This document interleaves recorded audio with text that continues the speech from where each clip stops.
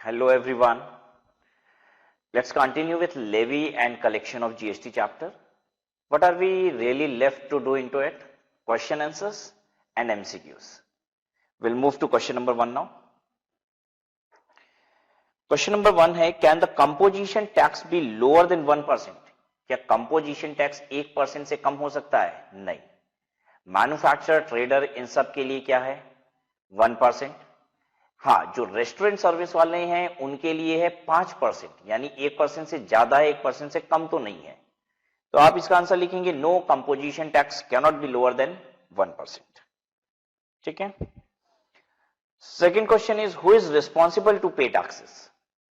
Responsible कौन होता है टैक्सेस को पे करने के लिए? तो आप बताइए कि फॉरवर्ड चार्ज भी होता है और रिवर्स चार्ज भी होता है. ठीक है. नॉर्मली तो वो बंदा लायबल होता है टैक्स पे करने के लिए जो सप्लाई करता है, लेकिन एट टाइम्स रेसिपेंट भी रिस्पॉन्सिबल होता है. ये बात आपको बतानी पड़ेगी. और एक ई कॉमर्स ऑपरेटर वाली बात बता दीजिएगा, भूलिएगा नहीं. सेक्शन 9 सब सेक्शन 5 कि ई कॉमर्स ऑपरेटर जो सर्विस प्रोवाइड करता है, वहां पे गवर्नमेंट ने कुछ नोटिफाइड सर्विसेज बताई हैं जिसके रिस्पेक्ट में गवर्नमेंट कहती है कि जो सर्विस प्रोवाइडर है वो टैक्सेस पे नहीं करेगा, ईसीओ टैक्सेस पे करेगा.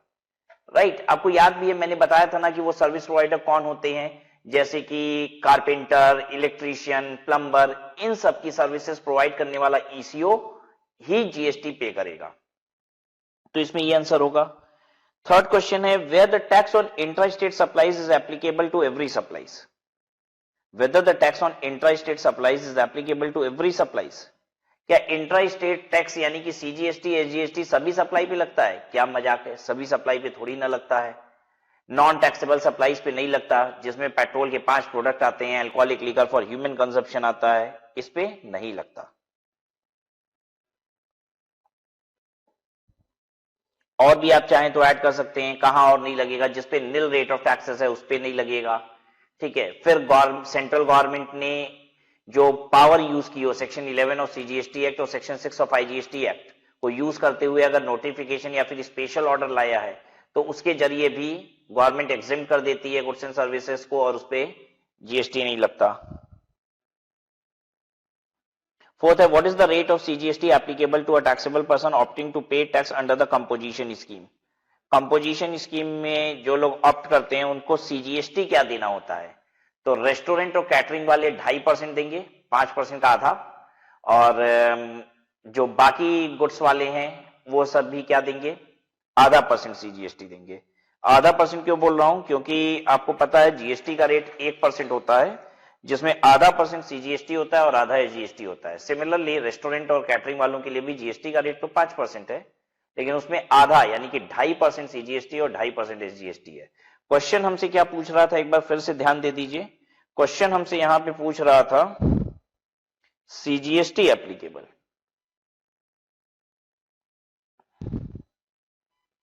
जीएसटी एप्लीकेबल नहीं पूछा था, सीजीएसटी एप्लीकेबल. तो आधा करके बताना होगा. क्वेश्चन 5 है can every taxable person opt to pay tax under composition scheme. क्या सभी लोग कंपोजिशन स्कीम ऑप्ट कर सकते हैं? नहीं. कंपोजिशन स्कीम गवर्नमेंट चुनिंदा छोटे व्यापारियों को देती है. ठीक है. जिनका टर्नओवर 1.5 करोड़ रुपए तक है और 8 स्पेशल कैटेगरी स्टेट में तो ये 1.5 करोड़ भी नहीं 75 लाख है. उसके बाद भी तरह तरह की और रेस्ट्रिक्शन है. आप इंटर स्टेट सप्लाईज नहीं कर सकते, आप ई कॉमर्स ऑपरेटर के थ्रू माल नहीं बेच सकते. तो इन सभी कंडीशंस को भी आपको ध्यान में रखना होगा. अगर आप ये सभी कंडीशंस को कंप्लाई करते हैं तब जाके कहीं आपको कंपोजिशन स्कीम मिलती है. क्वेश्चन 6 है whether a supplier of service is eligible to pay tax under composition scheme.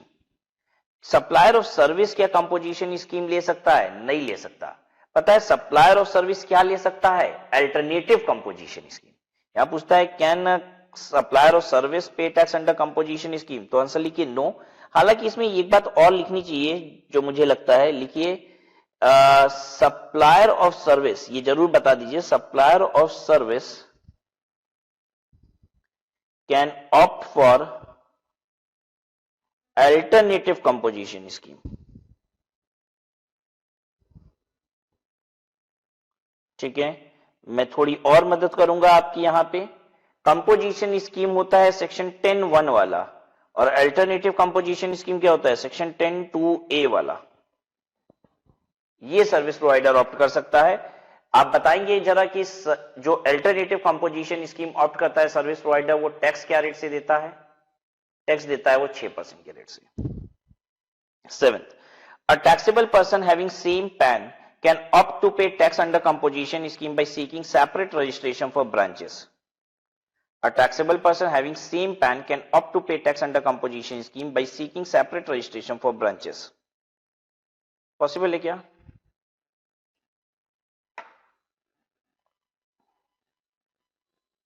Answer is no. A registered person shall not be eligible to opt for the composition scheme unless all such registered person branches having separate registration under a single PAN opt to pay tax under composition scheme. कहता है कि एक taxable person है, ठीक है, वो अपनी किसी ब्रांच के लिए कंपोजिशन लेना चाहता है, ले सकता है, ऐसे नहीं ले सकता किसी भी ब्रांच के लिए कंपोजिशन ले लिया, सारे के सारे के लिए कंपोजिशन लेना पड़ेगा। तो मैंने कहा नहीं, एक रजिस्टर्ड पर्सन चाहे कि मैं कंपोजिशन एक ब्रांच के लिए ले लूं तो ऐसा नहीं हो सकता। ध्यान देने वाली बात यह है कि उसके सारे के सारे यूनिट्स कंपोजिशन में ही रजिस्टर्ड होनी चाहिए, उसकी सारी रजिस्टर्ड यूनिट कंपोजिशन में होनी चाहिए। Question 8, whether a taxable person under composition scheme eligible to claim input tax credit? Input tax credit मिलती है क्या? नहीं, इनपुट टैक्स क्रेडिट कंपोजिशन वालों को नहीं मिलते, ना ही ये अपनी आउटवर्ड सप्लाई पे टैक्स लगाते हैं और ना ही इनवर्ड सप्लाई की क्रेडिट क्लेम करते हैं। Question 9, what does the payment of tax under reverse charge means? Payment of tax under reverse charge का मतलब क्या होता है?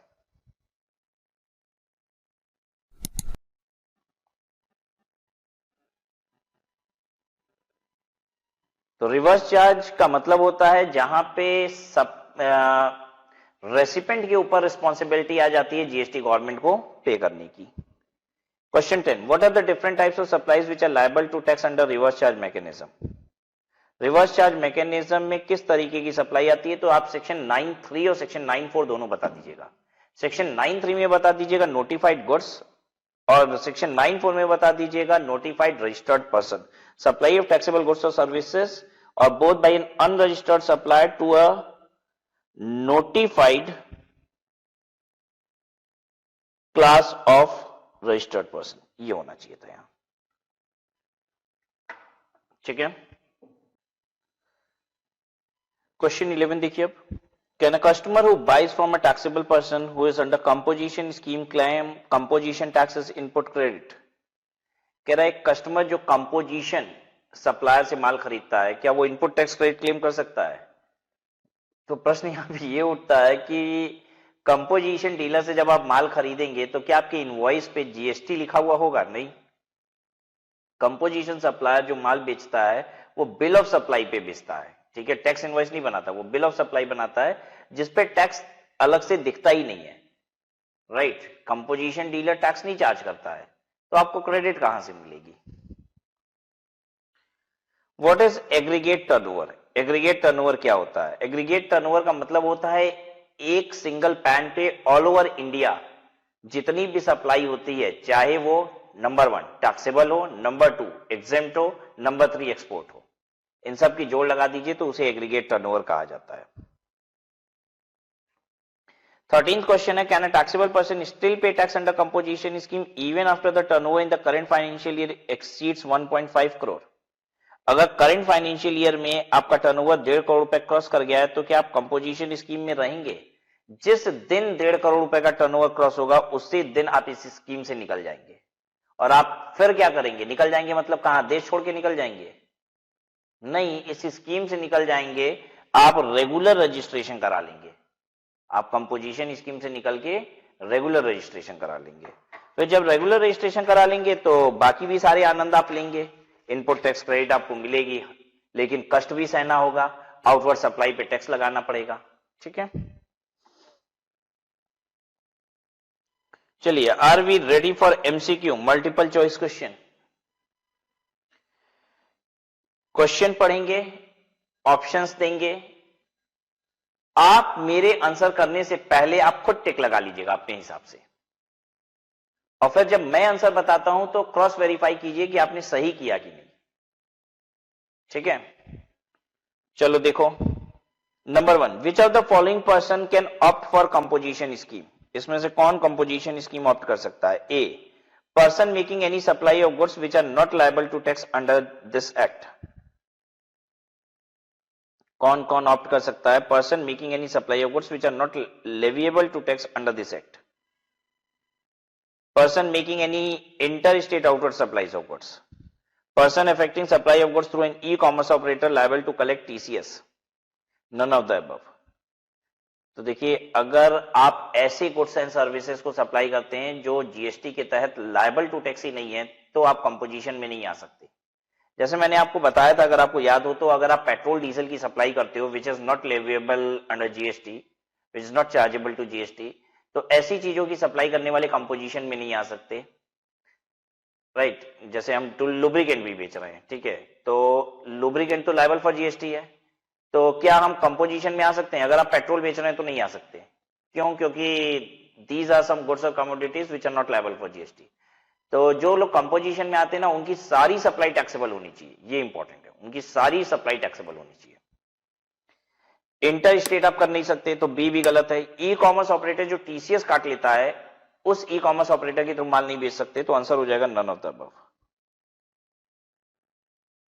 Second, what is the threshold limit of turnover for other than special category state in the preceding financial year for opting to pay tax under composition scheme? Other than special category state, वो कह रहा है कि वो 8 जो special category state है उनको छोड़ो, उसके अलावा बताओ कंपोजिशन स्कीम में लिमिट क्या चल रही है? तो 1.5 करोड़ है, यानी 150 लाख रुपए।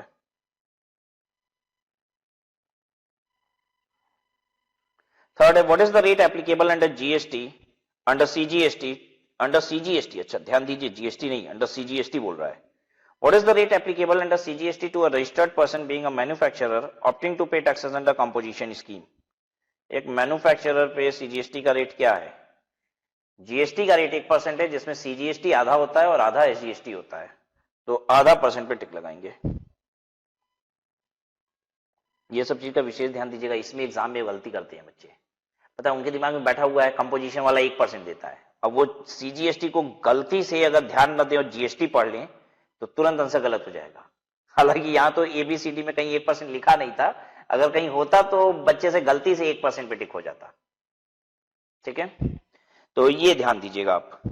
फिर है कि what is the rate, fourth question देख रहे हैं, what is the rate applicable under CGST to a registered person being a restaurant? Okay, restaurant opting to pay taxes under composition scheme, restaurant वाले का सीजीएसटी का rate क्या है? 5% rate होता है जीएसटी का, आधा कर दीजिए, 2.5% सीजीएसटी हो गया उसमें।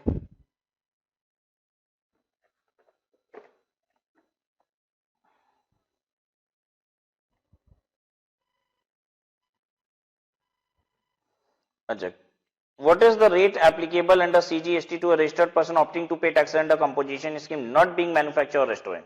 कह रहा है मैन्युफैक्चरर नहीं है, रेस्टोरेंट भी नहीं चलाता है, मतलब क्या है? ट्रेडर है भैया, ठीक है, तो ऐसे में उसके ऊपर जीएसटी क्या लगेगा? ध्यान दीजिएगा, ये कंपोजिशन बोल रहा है, इसलिए हम इस बोल रहे हैं कि या तो वो मैन्युफैक्चरर और रेस्टोरेंट नहीं है तो ट्रेडर ही होगा।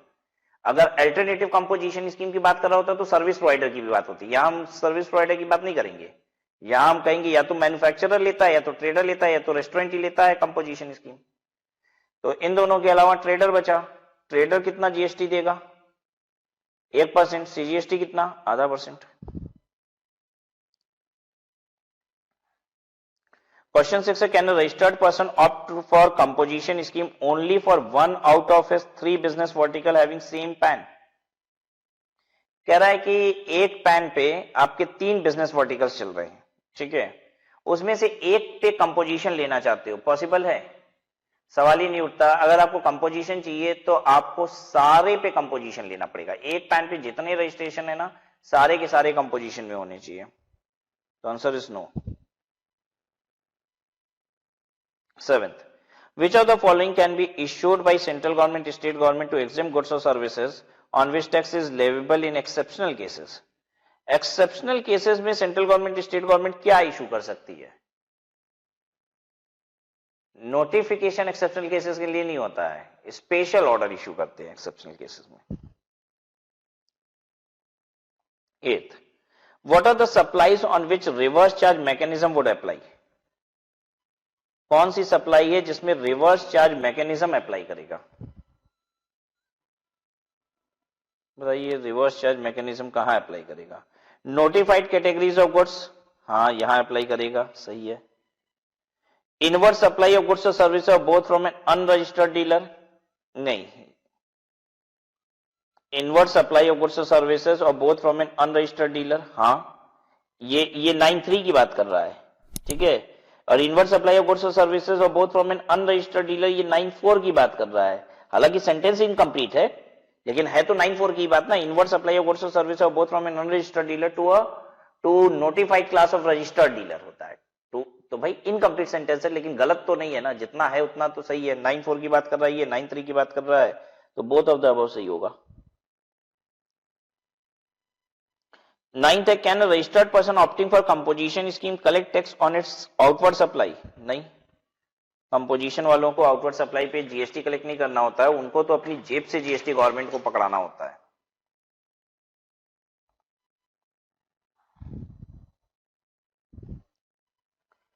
Which of the following taxes levied on intra-state supply? Intra-state supply पे क्या टैक्स लगेगा?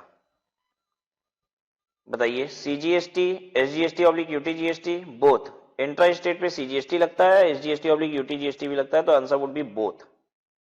11th, IGST is levied on, IGST किस पे लगता है? IGST is levied on intra state supplies. 12th, dash is levied on import of goods or services. What is levied on import of goods and services? IGST.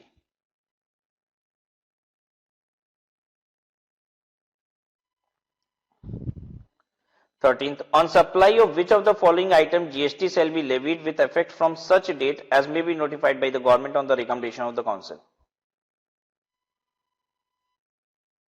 Petroleum crude,